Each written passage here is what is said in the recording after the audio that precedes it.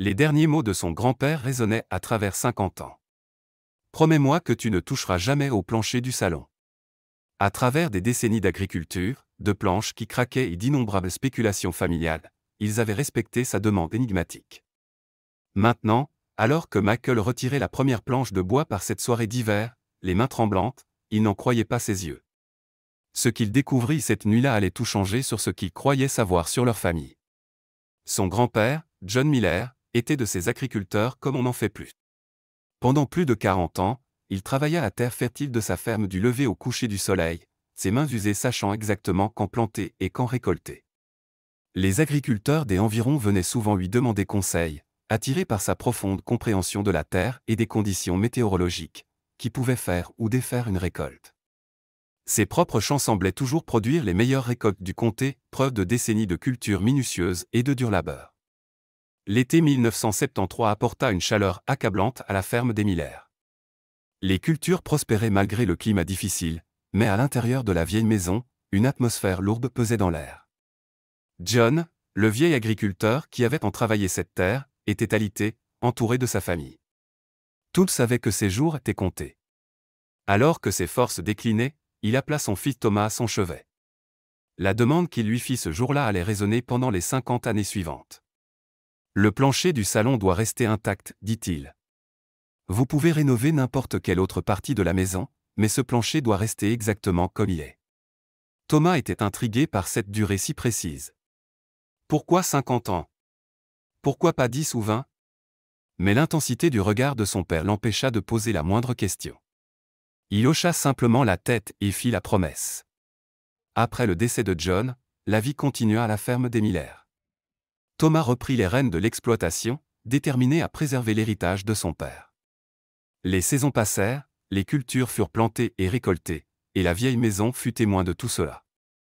Le plancher du salon grinçait sous leurs pas, marquant le temps qui s'écoulait avec ses craquements de plus en plus nombreux. Avec les années, le plancher montra des signes croissants d'usure. Thomas réparait soigneusement les planches lâches et bouchait les fissures, mais, fidèle à sa promesse, il ne remplaça jamais entièrement le sol. Sa femme lui suggéra souvent de rénover, soulignant que d'autres fermiers modernisaient leur maison. Thomas secouait simplement la tête et lui rappelait sa promesse. Le mystère du plancher devint une légende familiale. Le fils de Thomas, Michael, grandit en entendant toutes sortes de théories sur la requête de son grand-père. Certains pensaient que John avait perdu la tête dans ses derniers jours. D'autres plaisantaient en disant que le vieux fermier leur jouait une farce. Mais Thomas, lui, ne remit jamais sa parole en question. Le plancher fut témoin des anniversaires, des fêtes et d'innombrables réunions familiales. Il grinça sous les sapins de Noël, supporta les réarrangements de meubles et assista en silence aux joies comme aux épreuves. Et toujours, la même question restait sans réponse, qu'est-ce qui rendait ce simple plancher en bois si spécial? Michael passait souvent du temps à observer les planches du plancher, cherchant à en percer le secret. Mais, enfant, adolescent, puis jeune adulte, il ne remarqua jamais rien d'inhabituel. Le bois semblait parfaitement ordinaire, bien qu'il se soit usé avec le temps. En 2020, la ferme montrait des signes de vieillissement. Le toit avait besoin de réparation, les fenêtres laissaient passer les courants d'air, et le système de plomberie était plus rafistolé que fonctionnel. Mais ce qui préoccupait Michael avant tout, c'était le plancher. Chaque pas faisait grincer le plancher, et certaines planches s'étaient affaissées de manière inquiétante. Thomas, maintenant septuagénaire, avait dû être placé en maison de retraite après un AVC. La responsabilité de la ferme revenait à Michael, en plus des coûts d'entretien croissants de l'ancienne maison. La décision pesait lourdement sur lui, investir dans des rénovations ou vendre la propriété que sa famille cultivait depuis des générations. Alors que Michael calculait les coûts des réparations en 2023, quelque chose le frappa. Cela faisait exactement 50 ans que son grand-père était décédé. La mystérieuse période d'attente était enfin terminée. Se pouvait-il que la demande de son grand-père cache quelque chose de plus profond qu'un simple attachement sentimental? Ce soir-là, Michael se retrouva seul dans le salon, observant le plancher avec un regard neuf. Dans la lumière déclinante, un détail attira son attention, une légère différence dans le motif du bois d'une planche. Comment ne l'avait-il jamais remarqué auparavant? Le cœur de Michael s'emballa tandis qu'il rassemblait des outils dans la grange. Était-il sur le point de résoudre un mystère vieux de 50 ans? Ses mains tremblaient lorsqu'il glissa un pied de biche sous le bord de la planche. Le bois résista d'abord, puis céda soudainement dans un bruit sec. Ce qu'il découvrit sous cette planche lui coupa le souffle. Le faisceau de sa lampe torche révéla plusieurs petits sacs en toile de jute soigneusement disposés dans une cavité cachée. Michael tendit une main tremblante et souleva le premier sac. Il était lourd, solide. En desserrant le cordon, des pièces d'or se déversèrent sur le sol, scintillant sous la lumière. Mais il n'y avait pas que des pièces. Parmi les sacs se trouvait une enveloppe, dont le papier avait jauni avec le temps. En lisant la lettre, Michael sentit les larmes lui monter aux yeux. John Miller avait été plus prévoyant que quiconque ne l'avait imaginé. Ayant vécu la Grande Dépression, il comprenait à quel point l'inflation pouvait éroder la richesse au fil du temps.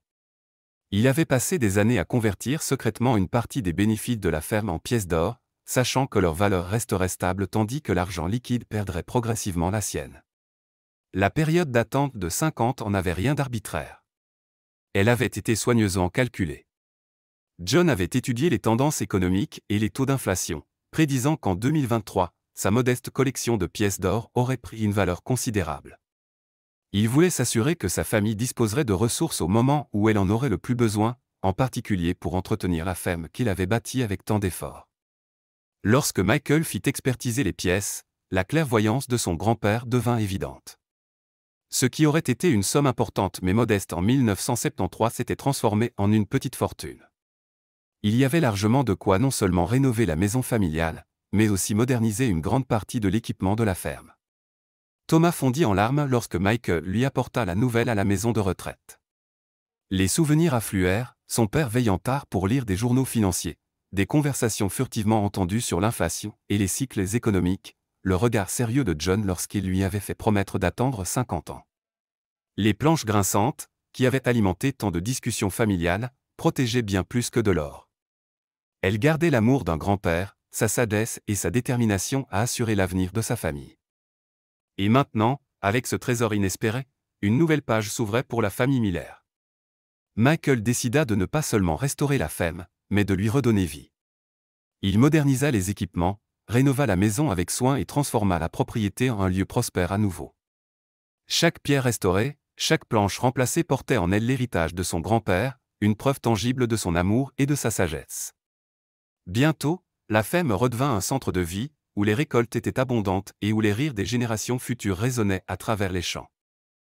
Des années plus tard, le petit-fils de Michael, Lucas, et sa petite-fille, Emma, passaient de longs moments à profiter de la vie à la ferme. Dans la grange, entourés par les animaux, ils riaient en caressant les chevaux et en nourrissant les poules, tandis qu'une vache curieuse tendait son museau vers eux. Leur famille n'était jamais loin, partageant ces instants simples mais précieux. La ferme était plus qu'un héritage matériel, c'était un lieu où l'amour, le travail et les souvenirs se transmettaient de génération en génération. Et vous, que feriez-vous si vous découvriez que votre grand-père avait laissé un tel héritage? Auriez-vous eu la patience d'attendre 50 ans pour en révéler le secret?